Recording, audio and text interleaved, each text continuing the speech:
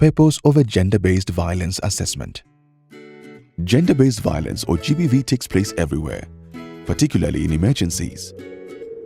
How do we know who is at most risk for GBV? How and where to target our GBV interventions? Which services to prioritize?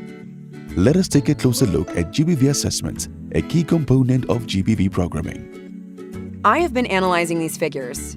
Since we have so few GBV cases here, addressing GBV is not a priority for our context. Let's take a closer look. Remember, GBV is underreported in all settings. Recorded cases represent only a small percentage of the overall number of incidents. Despite low numbers or a lack of available data, we should always assume that GBV is happening and threatening the affected population. In fact, the absence of quantitative data could be a clue. A clue for what?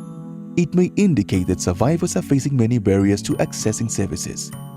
A survivor's willingness to report could be undermined by several societal and structural barriers. These include social stigma, shame, mistrust in health and security institutions, mandatory reporting requirements, fear of retaliation, lack of awareness, and lack of access to referral services. It may not appear as the most urgent need, however, addressing GBV is urgent. GBV programming is life-saving. Essential services and other measures to address GBV must be put in place at the onset of an emergency. Does this mean that evidence that GBV is happening is not required to initiate GBV interventions? Exactly. GBV assessments do not aim to identify individuals or group of survivors. They never serve to determine whether GBV is happening or its prevalence. Then what are GBV assessments for?